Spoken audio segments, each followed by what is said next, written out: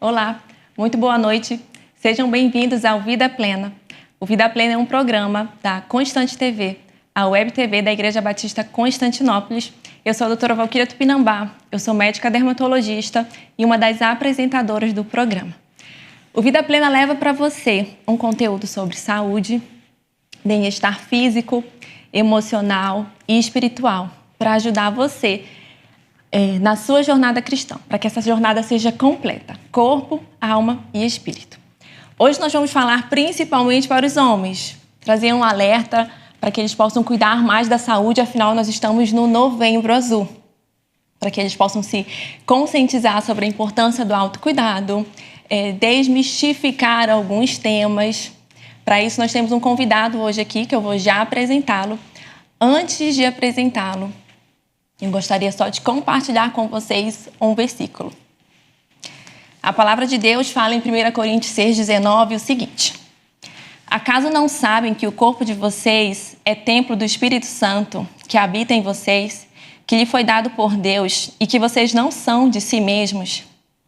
Em alguns episódios anteriores, nós gravamos um programa sobre mordomia do corpo e da alma. Então, se você quiser ter acesso a esse conteúdo, é só você ir na playlist do nosso programa Vida Plena e você pode encontrá-lo. Lá nós refletimos justamente sobre isso, né? Que nós somos mordomos de tudo aquilo que Deus nos deu. O nosso corpo e a nossa saúde também é um presente dado por Deus. E para isso a gente precisa, sim, cuidar. Então, em alusão ao Novembro Azul, nós queremos conversar com os homens para que vocês possam olhar mais para a saúde de vocês, para que vocês possam estar mais dispostos a servir a Deus, a servir a sua família, com saúde, com disposição, com força, né?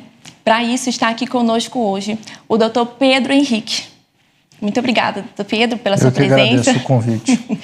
O Dr. Pedro é um contemporâneo meu da época da faculdade. Ele é urologista, uro-oncologista, professor da Universidade Federal do Amazonas, e nós vamos conversar hoje sobre o Novembro Azul. Muito obrigada, doutor. Eu que agradeço o convite. Muito obrigado. Hoje, um dos papéis do médico na sociedade, eu acho que é informar a população, né? Então, informação sempre é útil, principalmente informação de qualidade. Isso é que eu vou tentar fornecer para você aqui hoje. Muito obrigada, Pedro. Então, vamos começar já falando um pouco sobre o que é mesmo o Novembro Azul, né? De onde surgiu essa história? O Novembro Azul é o mês de conscientização sobre o câncer de próstata. Então, foi um mês escolhido para se falar mais dessa doença, né?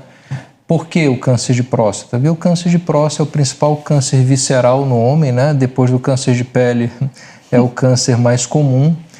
E porque esse câncer é absolutamente assintomático, então ele não causa sintoma. Para você fazer o diagnóstico precoce, você precisa procurar pela doença, ou seja, você precisa rastrear a doença. Por isso a importância frente a essa necessidade, campanhas, né? A frequência da doença na população, criou-se o Novembro Azul. E você acha que a campanha funciona? Você recebe mais pacientes na época de novembro?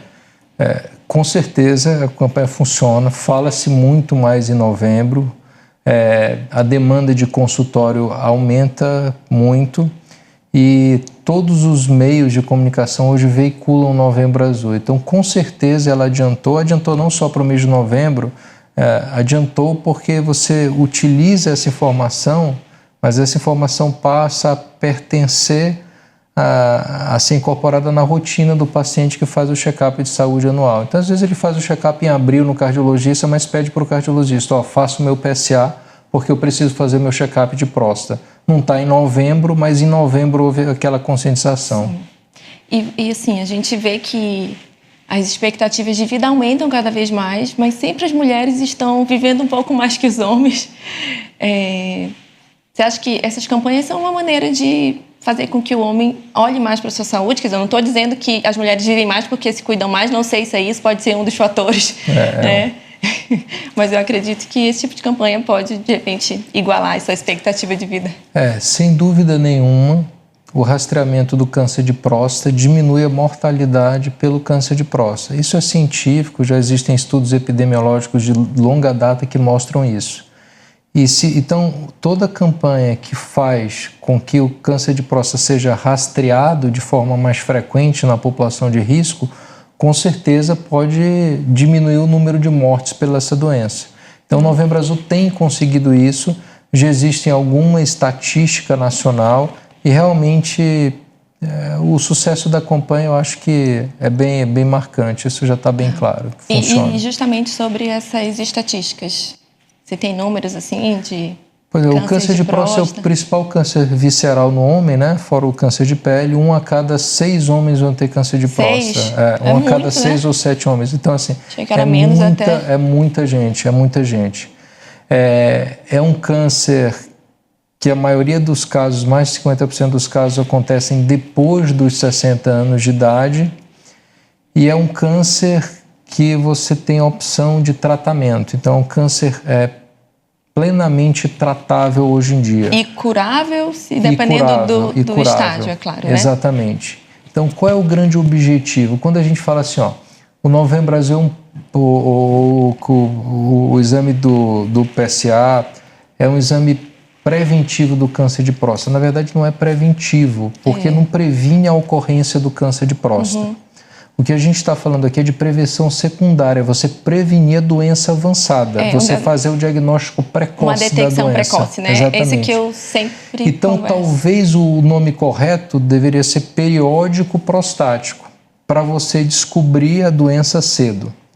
Aí tem uma estatística muito interessante, você perguntou de estatística, que é o seguinte: quando você descobre um câncer de próstata confinado à próstata, localizado na próstata, encapsulado, você cura 90% dos pacientes. Significa que 9 em cada 10 pacientes tratados quando a doença é localizada ficam curados. Quando você descobre a doença, porque já existem sintomas, a doença está avançada, a doença já saiu da próstata, você não cura ninguém, você controla a doença. Então, esse é o grande objetivo do rastreamento do câncer de próstata, é detectar a doença cedo, para que você trate cedo a doença e com isso busque a cura do paciente, entendeu? Entendi. Aí você falou uma coisa que eu sempre tento explicar para os pacientes também, né? Que esses exames são uma detecção precoce, não é prevenção de câncer. E como é que a gente previne? O que tem hoje na ciência de hábitos, de coisas que a gente pode fazer para evitar o câncer de próstata? Pois é, então a primeira coisa, assim, aqui não existe uma clareza muito grande como existe, por exemplo, em câncer de pulmão. Então, o câncer de pulmão a gente sabe, se você não fumar, você previne câncer de pulmão, a grande maioria das vezes. Câncer de próstata não é dessa forma. Você não tem um fator específico de prevenção. Você fala, olha, coma isso, se alimente desse jeito, você anula a possibilidade da pessoa ter câncer de próstata. Mas existem estudos populacionais mostrando que um padrão de vida saudável, com exercício físico, com uma dieta anti-inflamatória, evitando tabagismo, obesidade, ajuda a prevenir câncer de próstata.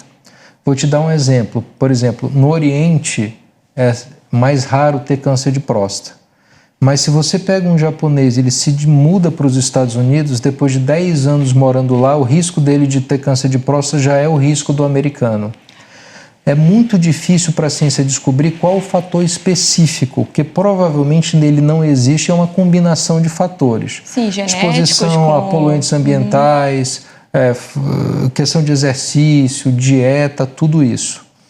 Mas o que você tocou aí é muito importante. O principal fator de risco para câncer de próstata é genético, é história familiar. Esse é o principal fator de risco. Quem tem alguém na família, um parente de primeiro grau com câncer de próstata, irmão ou pai, o risco é 4 a 5 vezes maior do que o restante da população, sabe, Valquíria? Então, tanto que é diferente o screening para quem tem parente na família. Né? O screening, né, o rastreamento é diferente. Nessa parte, tá? Então, Pedro, quais seriam os exames assim, básicos de rotina para a saúde do homem que chega lá com você? Para a saúde do homem em geral? Focando na próstata, né? Na próstata, pois é. O exame fundamental para diagnóstico do câncer de próstata, para screening do câncer de próstata é o PSA. O PSA é um exame de sangue, né? Você colhe lá o exame no sangue, no laboratório. E o PSA significa antígeno prostático específico, é uma proteína que a próstata produz e que o câncer de próstata produz. Quando você dosa no sangue essa proteína e ela está alta, significa que tem um problema de próstata. Não necessariamente. Não obrigatoriamente câncer de próstata. Só para não assustar, né? Que a pessoa vê um resultado. Aliás, aí vai pro Google. É assim, ó. Só 30% dos pacientes que têm PSA alto vão ter câncer de próstata. 30? De cada 10, 3 vão ter. Claro que isso é uma estatística genérica. Por exemplo, se o PSA está 100 ou se o PSA está 10, e qual é o PSA? ambos estão elevados, o risco muda. Mas, de forma geral, 30%. E qual é o valor do PSA? Qual é o valor do PSA? Pois é, depende da idade. Mas, de forma geral, para indivíduos de até 60 anos, até 2,5, a partir de 60 anos pode-se aceitar um PSA até 4. Mais alto. Mas o importante hoje, a gente tem usado muito a densidade do PSA e alguns métodos de refinamento do PSA que a gente pode falar mais para frente. Tipo o Phi-score, né, que é um índice de saúde prostática, que é um refinamento do exame de PSA comum que a gente pode utilizar em alguns casos. Mas, de forma geral, até 2,5 se a pessoa tem até 60 anos de idade e até 4 se tem mais de 60 anos de idade. Outro exame? Ou esse é o só esse? O PSA para exame inicial é o principal, né? E aí, quando o PSA vem elevado, então a gente faz uma investigação. Importante, nós sempre nesse exame de rastreamento de saúde masculina, nós solicitamos, por exemplo, muito frequentemente, um ultrassom de próstata. O ultrassom de próstata é para avaliar o tamanho prostático, para avaliar a bexiga, e a gente já faz também ultrassom do aparelho urinário para avaliar o rim. Sim. Mas o ultrassom não vê câncer de próstata. O ultrassom é o exame que não enxerga câncer de próstata, mesmo quando ele está presente. Só vê o volume da Como é que a gente próstata. faz a suspeita do câncer de próstata?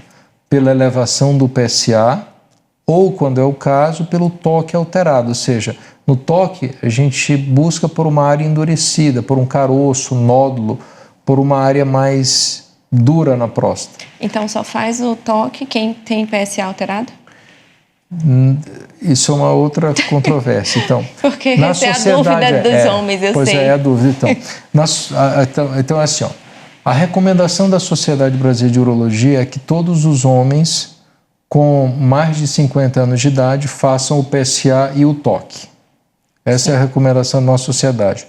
Para quem tem alguém na família com câncer de próstata ou tem afrodescendência, é da cor negra, aí tem que fazer a partir dos 45 anos de idade, porque esses são os principais fatores de risco. E esse alguém na família é alguém muito próximo? Tipo pai, irmão ou longe? Principalmente primeiro grau, mas segundo grau também.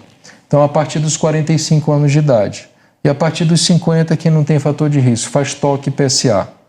Recentemente, a Associação Americana de Urologia fez uma série de estudos e se viu que o toque, por exemplo, varia muito entre um examinador e outro, entre um urologista e outro, que é um exame que detecta poucos tumores. Então, a Sociedade Americana de Urologia, por exemplo, já retirou a indicação de você fazer o toque retal como exame de rastreamento do câncer de próstata.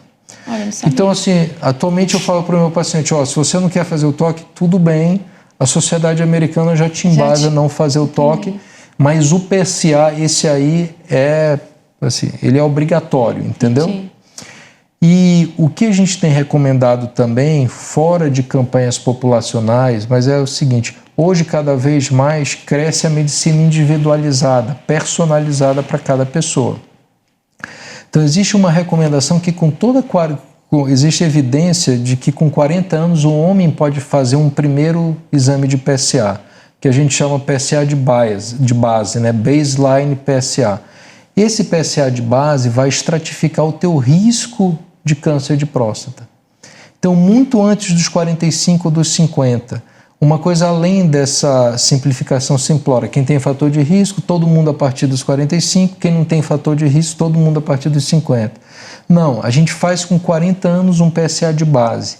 E esse PSA, de acordo com o valor, ele vai falar para o seu caso, especificamente, quando ele precisa fazer o próximo exame, se você é muito baixo risco e poderia fazer um PSA só 5 anos depois, se você é um paciente que tem mais risco baseado nesse primeiro PSA e precisa fazer anualmente. Então, crescem evidências fora de campanhas populacionais do que a gente está fazendo aqui, que podemos personalizar as coisas segundo o paciente, entendeu? Então, mudando de paciente para paciente. Tá. Mas então, a partir dos 40 anos, o médico, o paciente, o homem já poderia ter que se preocupar com isso? Quando ele for no cardiologista, se ele puder fazer um exame de sangue, um PSA, seria desejável ele ter esse PSA com 40 anos. Tá. Por quê? Porque o que eleva o PSA, Valquíria? Existem 3 causas de elevação de PSA: inflamação na próstata, que é prostatite, câncer de próstata e crescimento benigno da próstata. Só que com 40 anos é raro prostatite e a próstata ainda não cresceu. Também, né? Então esse primeiro PSA parece ser o mais importante, não para você diagnosticar câncer de próstata, que é raro nessa idade, ver, tipo, com 40 como ele vai anos. evoluir ao longo dos Para anos. ver como vai evoluir, para ver qual o teu risco basal, qual o teu risco inicial de ter câncer de próstata. Bem importante isso. Tá. Então, nós estamos aqui com o Dr. Pedro, nós estamos conversando sobre o Novembro Azul, sobre a importância de alertar os homens ao autocuidado, a não esquecerem de, em novembro ou nos meses que você achar melhor, né, procurar um médico para fazer esse screening. Nós vamos entrar num pequeno intervalo agora e daqui a pouco a gente volta ainda falando sobre esse tema. Ainda tem muita coisa, né, doutor? Agora que a gente está em diagnóstico, ainda tem tratamento e ainda tem muitas coisas. Fique aqui conosco. Olá, nós estamos de volta com o Vida Plena. Hoje nós estamos com o doutor Pedro Henrique, urologista. Nós estamos conversando sobre câncer de próstata e outras doenças relacionadas aí com a saúde masculina. Nós vamos voltar agora falando sobre diagnóstico, sobre sintomas, mas antes não esqueça de curtir, comentar e compartilhar o nosso canal, principalmente esse tema, né? Se você acha que tem algum homem que está precisando cuidar mais da saúde, você pode compartilhar com ele o nosso programa de hoje. Lembrem também que a gente tem uma playlist lá no canal, onde você consegue acessar todos os episódios anteriores. Tá? Então, doutor Pedro, vamos falar sobre os sintomas? Vamos lá. Quais são os sintomas do câncer? Você já falou um pouco no começo que, dependendo do estágio, não tem sintoma. Esse é o problema. Essa é a grande questão, não tem sintoma, né? Não dá sintoma. Então, a doença em fase precoce não dá sintoma. Quais são os sintomas de fases mais avançadas da doença? Pode acontecer sangramento no sêmen, então hemospermia, então o ejaculado vir com sangue. Pode acontecer sangramento na urina. A pessoa pode ter dor óssea, que geralmente resulta de metástase óssea. Pode haver perda de peso, pode haver dificuldade para urinar. Mas isso são sempre sinais e sintomas de fases avançadas da doença. É importante frisar isso, né? Que não tem sintoma no início, né? Não tem. E aí muita gente fica esperando sintoma para procurar o médico, né? Então, assim, procure antes dos sintomas. Né? Isso. E aí, então, se um homem chega com você e o PSA está aumentado, como é que é essa Então, quando o PSA está alto, esse paciente tem que ser investigado, porque a gente tem que saber se esse PSA está alto devido ao crescimento benigno da próstata, devido a uma prostatite, uma inflamação na próstata, ou se ele está alto por câncer de próstata. Então, qual é? Todo PSA alto deve ser investigado hoje com uma ressonância chamada ressonância multiparamétrica na próstata. O ultrassom não vê câncer de próstata, mas pela primeira vez na medicina a gente tem um exame que pode enxergar uma lesão suspeita para câncer de próstata. Esse exame é a ressonância multiparamétrica. Então você já que o ultrassom não vê, já nem pede entra a ressonância. Já pede a ressonância. Pedir ultrassom na suspeita de elevação de PSA não tem utilidade nenhuma. Aí você já tem que fazer a ressonância de próstata. Aí você poderia fazer a pergunta, então por que não pede a ressonância de próstata para screening, para rastreamento? Porque é caro, tem o contraste e não é aplicável a todo mundo. Você teria um custo alto de fazer exame para todo mundo para beneficiar um paciente. Então, para screening não, embora tenha existem pessoas que advogam isso, mas de forma geral não é recomendado. Mas na presença de elevação de PSA, aí sim, com certeza você tem que fazer um exame de ressonância multiparamétrica de próstata, que é um exame de imagem. Não é um exame que você entra lá naquele tubo, Como uma ressonância normal como uma de outra ressonância área normal do corpo, que faz de outra né? área do corpo. Tá. É isso mesmo. E aí, se na ressonância vem algo suspeito, qual é o próximo passo? O próximo passo é tirar fragmentos da próstata que serão analisados pelo patologista para determinar se o paciente tem câncer de próstata. Que é uma biópsia, né? Que é uma popularmente biópsia as de pessoas próstata. chamam, Então, né? biópsia de próstata é o único exame atualmente diagnóstico de câncer de próstata. Então, você sempre precisa fazer uma amostragem, tirar lá fragmentinhos da próstata, aí o patologista vai olhar no microscópio e vai definir se ali tem câncer de próstata. Então, você faz a biópsia de próstata. A ressonância ajudaria a guiar essa biópsia? Porque, assim, eu acredito que não está toda a próstata, são não sei como é que é, se é um nódulo, isso é uma questão. área. Então, é assim, ó, a ressonância, ela ajuda a direcionar a biópsia. Qual é a grande questão? Qual é o exame que vê o câncer de próstata? É a ressonância. Beleza. Com que exame a gente faz a biópsia? Com ultrassom. Por que a gente não faz a biópsia, então, na ressonância? Porque na ressonância tem um campo magnético. Não Se eu colocar uma agulha metálica, a agulha metálica vai em direção ao campo magnético. Então, o que a gente tem de mais moderno hoje, e a gente até trouxe esse método a Manaus, né, lá no grupo Oncoclínicas, a gente é o único grupo fazendo aqui, é uma biópsia de próstata com fusão de imagens. O que é isso?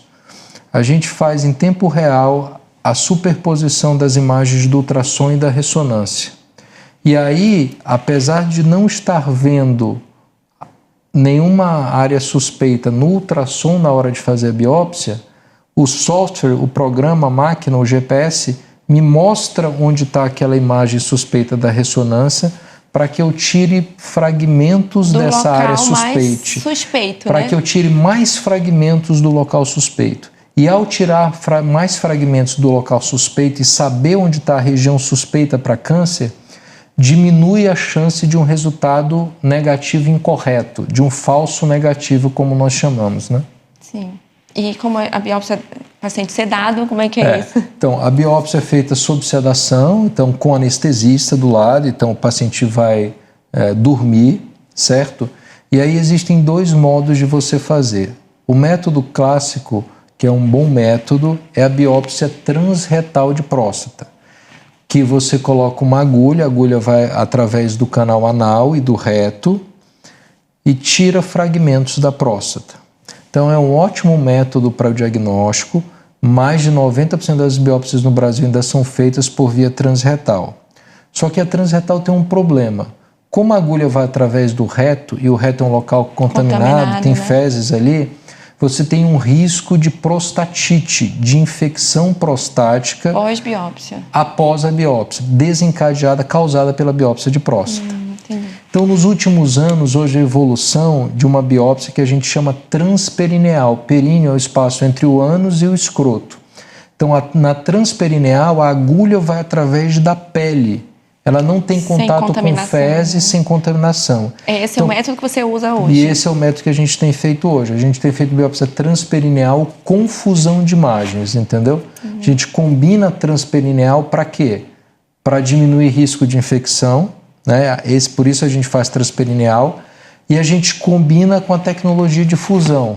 Para diminuir a infecção, não, mas para aumentar a chance de detectar, pegar o lugar certinho ali, né? Então, por exemplo, o que eu estou falando já está recomendado, por exemplo, a Associação Europeia de Urologia já coloca a biópsia transperineal como padrão ouro de biópsias de próstata pelo risco baixíssimo de infecção. Para você ter uma ideia, o risco de infecção com biópsia transperineal é de menos de 0,1%. Menos de um caso em 1.000 pacientes biopsiados. E o acesso a esse tipo de biópsia está disponível assim, nos convênios de saúde? A transperineal não está ainda no rol da Agência Nacional de Saúde. Esse é um grande problema. Então, assim, como não está no rol da Agência Nacional de Saúde, os planos de saúde, teoricamente, não são obrigados a cobrar e a grande maioria não cobre. Alguns planos de saúde diferenciados, assim, eles acabam entendendo que, na verdade, eles estão economizando uma internação por prostatite, por complicação. Né?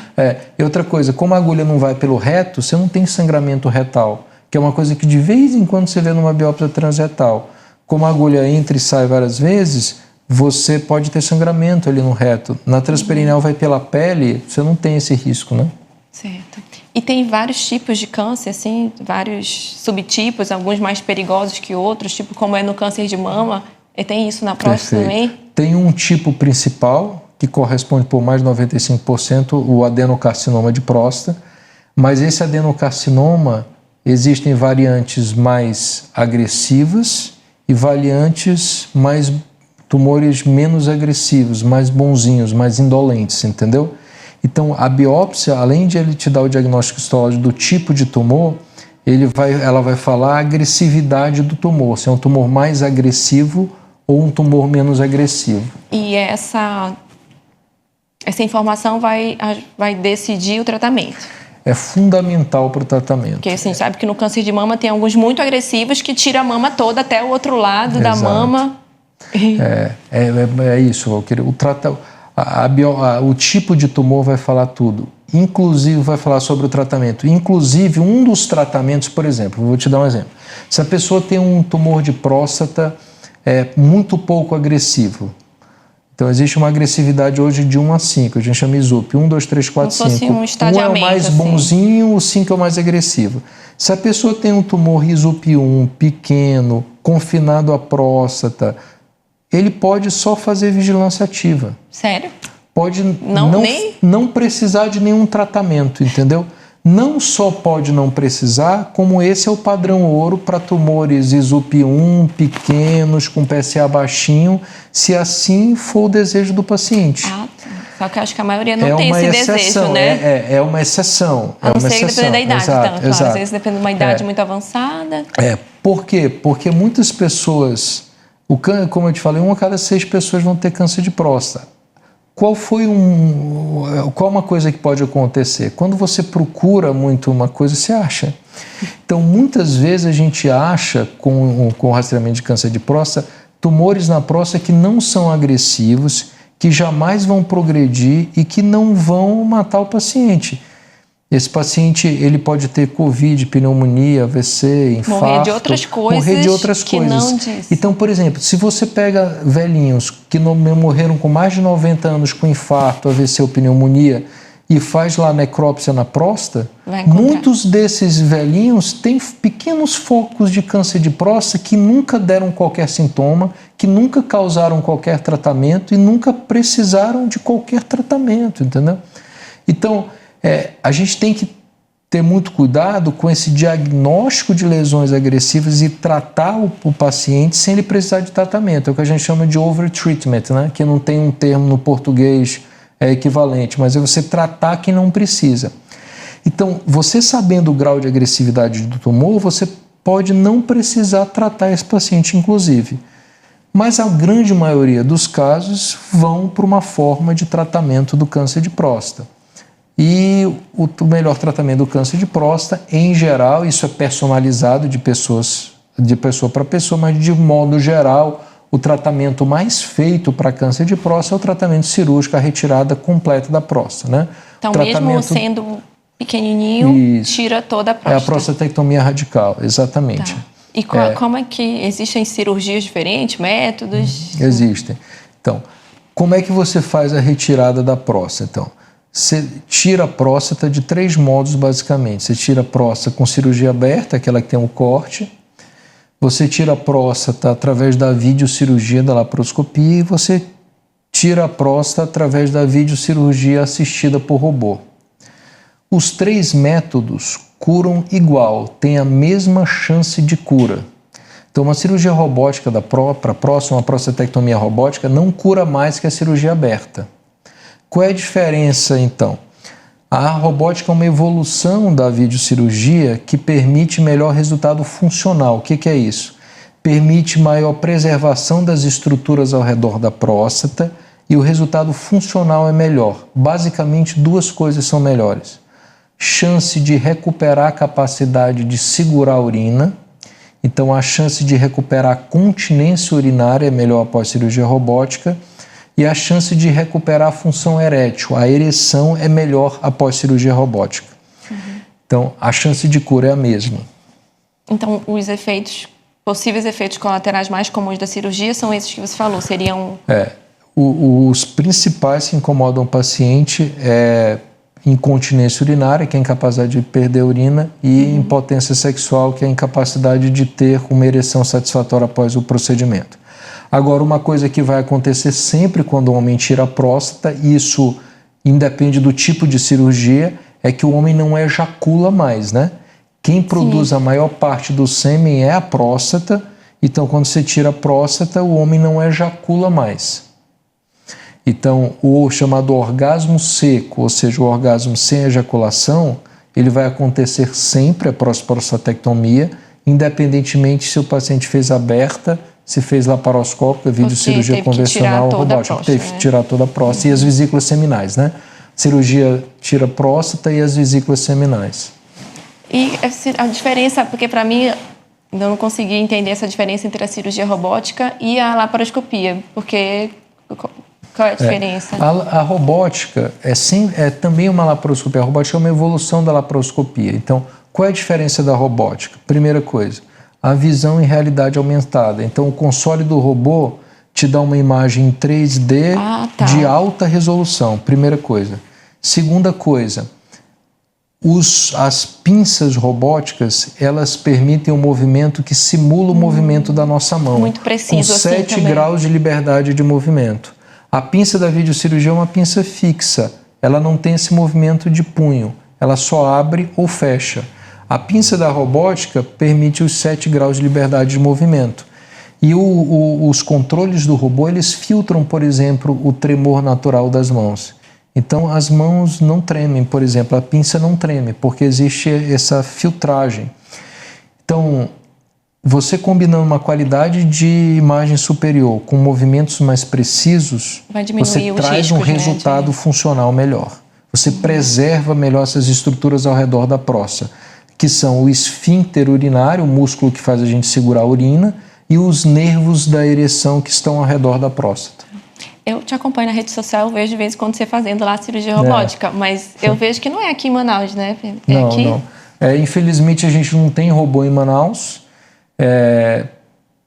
A gente espera isso há muito tempo, né? É um sonho aqui, tem outros vários excelentes cirurgiões aí, e não tem em Manaus nenhum hospital que tenha ainda o robô cirúrgico em uso, né? Existe a notícia de um robô que foi comprado por um hospital, mas ele ainda não está em utilização na cidade. Então você não opera aqui quando você faz cirurgia robótica? Eu vejo você operando, então você não está aqui em Manaus. São Paulo, né? Aí você opera onde? Em São Paulo? Então, foi onde eu fiz minha formação, então eu tenho amigos lá. Eu opero geralmente ou no Hospital 9 de Julho ou no Sírio-Libanês. É onde eu faço a maior parte das minhas cirurgias. Aí você leva o paciente daqui... Levo daqui, opero lá e depois a gente segue aqui. Porque como após a cirurgia o paciente precisa de um cuidado, precisa do médico perto dele, então é vantajoso que a gente viaje com o paciente e depois ele tem um médico aqui que possa que vai dar continuidade, acompanhamento, Isso. Tá.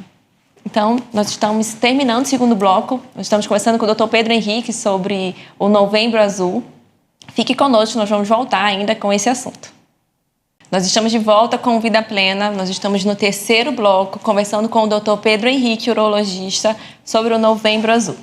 Não esqueça de curtir, comentar, compartilhar aqui o nosso canal, não só o programa do Vida Plena, mas todos os outros programas da grade da Constante TV, que é o canal de web TV da Igreja Batista Constantinópolis.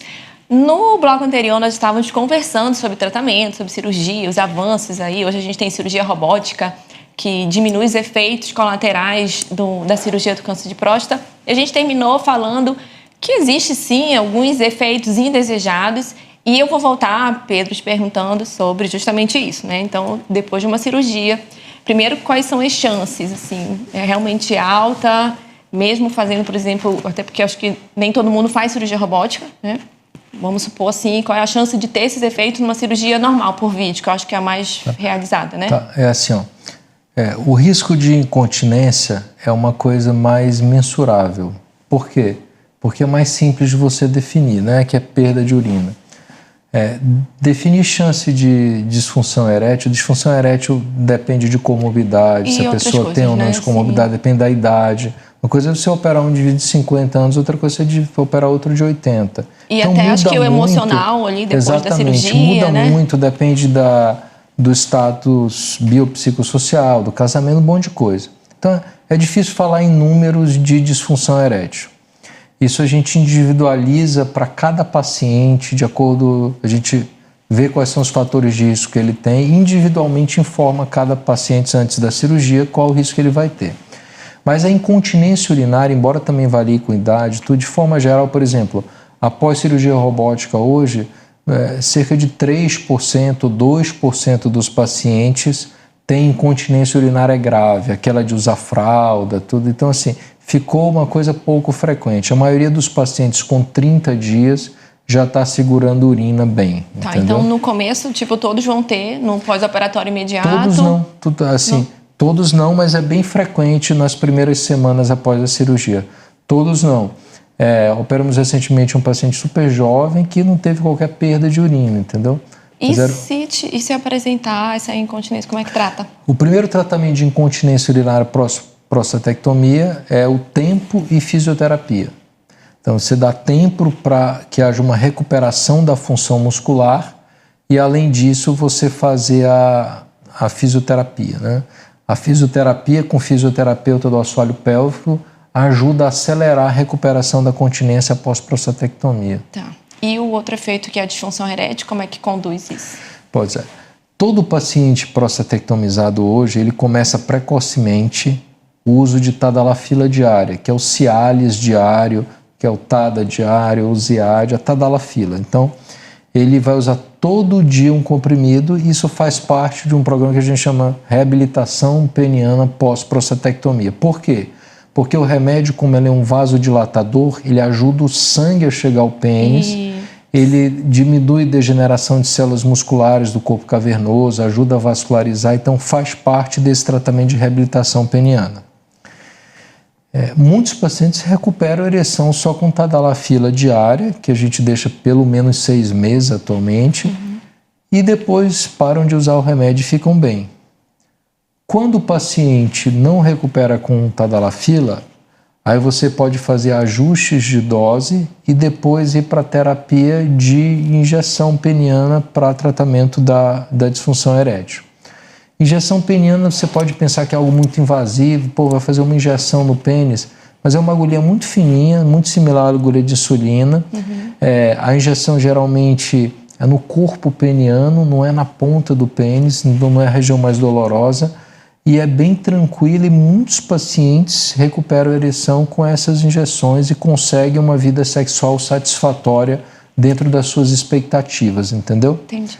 E aí, você falou sobre a tadalafila, eu ia te perguntar também, né, se existe uma associação em uso excessivo em pacientes jovens e isso no futuro acarretar algum problema em relação ao câncer de próstata? Existe essa associação? Sobre isso, não causa câncer de próstata, tadalafila, de jeito nenhum. Mas fala dos outros problemas que se tem, mas que o pode problema causar. é que, assim, o uso recreativo de tadalafila, principalmente em homens jovens, ele pode principalmente gerar um vício psíquico para o uso do remédio. Então, tem algumas pessoas que estão tão habituadas ao uso do remédio que depois param de usar o remédio e não conseguem ter ereção. Por quê?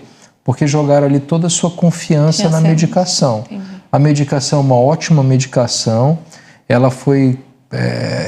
hoje é a medicação assim, mais potente para tratar a disfunção sexual erétil, mas ela é para aqueles pacientes que realmente têm disfunção erétil. Não é para todo mundo, não é para um jovem de 25 anos de idade que tem um pênis saudável usar a tadalafila como uma forma de contrabalancear a sua ansiedade, por exemplo, na hora da relação, ou para ter um rendimento supostamente superior, entendeu? Que é o que a gente vê. Então, esse uso recreativo, na verdade, ele cria não uma dependência física, mas uma dependência, às vezes, psíquica do remédio, emocional. O indivíduo só se sente seguro quando ele toma um remédio, senão ele não se sente seguro. E a gente vê, assim, umas histórias, né? Usou tadalafila e bebeu, usou bebida alcoólica e passou mal. Existe essa relação mesmo? A tadalafila, por exemplo, o Viagra, que é a sildenafila, é um primo da tadalafila, a injeção de bebida alcoólica atrapalhava a absorção do remédio. Então, não existe tanto problema em você tomar com bebida alcoólica. Embora o álcool por si só, ele possa atrapalhar a ereção. O álcool, numa dose muito baixa, ele desinibe e pode ajudar a ereção, porque ele tira a ansiedade. Mas numa dose mais moderada, qualquer excesso, ele já prejudica, na verdade, a ereção, né? Além disso, o álcool é neurotóxico, enfim, causa gastrite, hepatotóxico, tem todos os problemas usar, né? ligados. E aí, Pedro, e o uso da testosterona? Você acha que... Você acha não, né? Existe uma associação entre quem usa, faz reposições de testosterona, aumenta a chance de ter câncer de próstata no futuro? Porque hoje a gente vê, né, essas reposições hormonais aí estão acontecendo a rodo e... É bom você perguntar sobre isso. Assim, olha, testosterona não causa câncer de próstata. O que acontece é que o câncer de próstata, as células do câncer de próstata, para se multiplicar, elas precisam de testosterona. Então, uma das formas de tratamento, por exemplo, do câncer de próstata metastático, quando ele já está nos gânglios ou no osso, é você bloquear a testosterona. Por conta disso, já se pensou, então testosterona causa câncer de próstata. Na verdade, não causa. Você bloqueia a testosterona para tratar câncer de próstata metastático, é verdade, mas a testosterona, de forma nenhuma, ela causa câncer de próstata. Mas você não pode, de forma nenhuma, repor testosterona num paciente que tenha câncer não tratado, por exemplo. Então, uma condição sine qua non para você fazer testosterona no paciente é ver se ele não tem câncer de próstata. Porque testosterona não causa câncer de próstata, mas se der testosterona para um paciente que tem um câncer não diagnosticado, você pode fazer a doença progredir mais rápido e bem mais rápido, na verdade, entendeu? Então, esse é o primeiro alerta.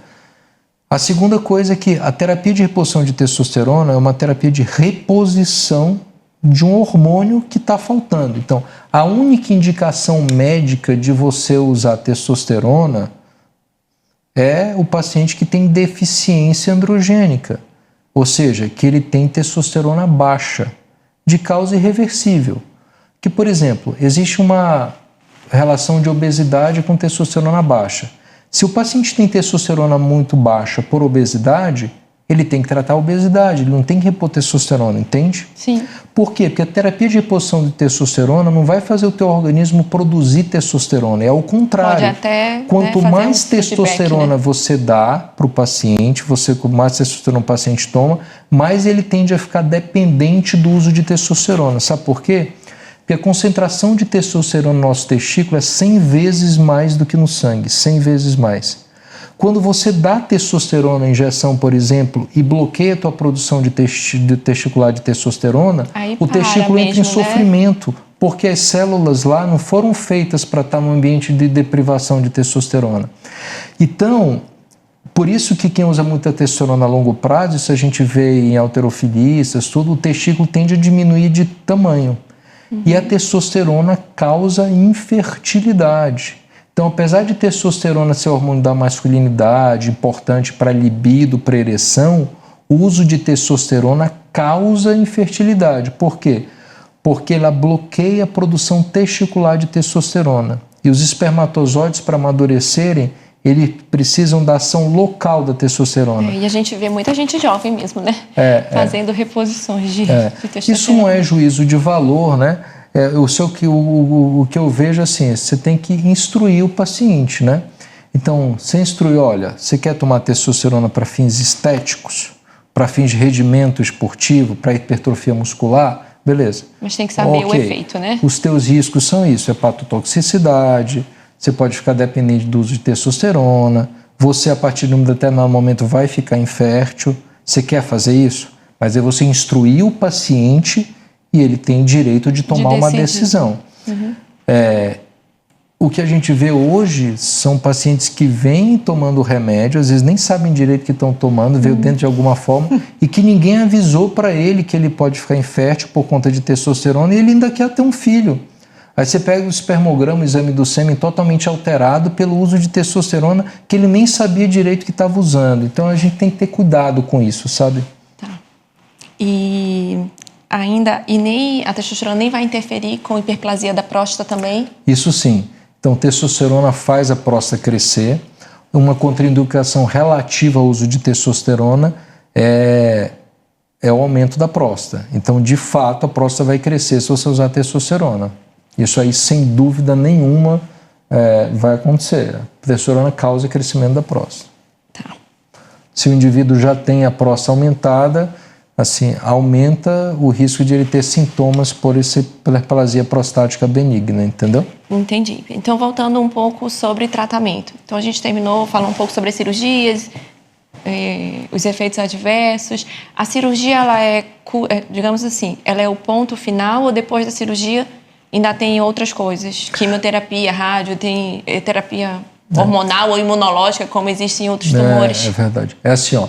Começa com a cirurgia. Muitos pacientes vão ficar curados com a cirurgia e não vão precisar de qualquer tratamento adicional, de nenhum tratamento adicional. Quimioterapia. Quando voltou, por exemplo, aí, se o tumor não resolver com a cirurgia, você pode fazer a radioterapia de resgate. Quando a radioterapia de resgate não dá certo, aí você faz hoje a terapia de bloqueio hormonal. Você bloqueia a testosterona. Rapidinho, Pedro, mas isso aí já é pensando o paciente com metástase, né? Com metástase, isso, exato. Uhum. Então, você fez a cirurgia, a maioria fica bom. Os que não ficam bom, o PSA lá não zera, você pode fazer a radioterapia. Para lesões que progridem e quando você tem metástase, aí você vai para o bloqueio hormonal e depois do bloqueio hormonal, a sequência de tratamento seria a quimioterapia. Então, a quimioterapia vem num estágio bem avançado lá do tumor. É para o tumor realmente metastático, alto volume de doença, não controlado com cirurgia, nem com radioterapia, nem com bloqueio hormonal. Aí você vai para químio. Qual o lugar de mais metástase que vai o câncer de próstata? O câncer de próstata, ele geralmente metastatiza para os gânglios da pelve, para os linfonodos, né? E para o osso. Então, o osso é um lugar que o câncer de próstata gosta muito de ir. Tanto que um dos sintomas do câncer de próstata da doença avançada é dor óssea, né? Todo mundo conhece, antigamente um outro paciente chegava em cadeira de rodas sem conseguir andar por fratura da coluna, né? Por metástase óssea. Então ele vai muito para ali, é um lugar que ele vai bastante. Mas isso é um cenário que hoje, assim, a gente tem, mesmo aqueles pacientes que a gente não cura, você tem controle de doença. Eu já ia te perguntar se você vê isso com frequência, esses estágios muito avançados. Não muito, cada vez menos. E a doença é controlada. Então, o que eu sempre falo para o paciente, ó, você recebeu o diagnóstico de câncer de próstata, não é uma notícia boa. Você tem uma doença séria, você tem um câncer, né? Mas a maioria dos pacientes vai ficar curado. Mesmo os que não ficarem curados, boa parte vão ter a doença controlada. E a grande maioria dos pacientes que têm câncer de próstata não morrem do câncer de próstata. Morrem de causas outras. Morrem de AVC, do infarto agudo do miocárdio, de uma pneumonia, de um COVID, de outras causas, entendeu? Então, por mais que não seja uma boa notícia, não é um diagnóstico de morte, não quer dizer que a pessoa vai morrer, ao contrário, a gente tem paciente metastático há anos com doença controlada, que seguem suas vidas. Então, serenidade, calma, confiança e procurar aí os melhores tratamentos, entendeu? Quando a pessoa é mais jovem, que tem uma sobrevida mais longa, tem mais boa saúde, a gente chama o status performance é melhor, a cirurgia costuma ser o melhor tratamento. Por exemplo, você tem umas pessoas mais idosas, de saúde mais frágil, com alto risco cirúrgico, que tem uma expectativa de vida um pouco mais curta, aí geralmente a radioterapia junto com bloqueio hormonal por um tempo, né, é o melhor tratamento. Se você tem uma pessoa que tem um tumor muito pouco agressivo, às vezes a gente não precisa fazer nada a não ser vigiar esse paciente de perto e só tratar se progredir. Então, de forma geral, são esses 3 tratamentos: a rádio com bloqueio, a cirurgia ou a vigilância ativa, observar os tumores. Certo. nós estamos chegando ao fim do programa. Quero agradecer ao Pedro por ter liberado um pouco do seu tempo. Mas antes de terminar, Pedro, você olha ali e dá um recado para quem está assistindo a gente sobre o Novembro Azul. A gente tem visto na nossa prática cada vez mais pacientes sendo curados, super satisfeitos com o resultado do tratamento. E você não conhecer um problema, uma doença, não significa que ela não exista, né? Existem estudos científicos sérios que mostram os benefícios do rastreamento do câncer de próstata. Esse mês é um mês de conscientização disso.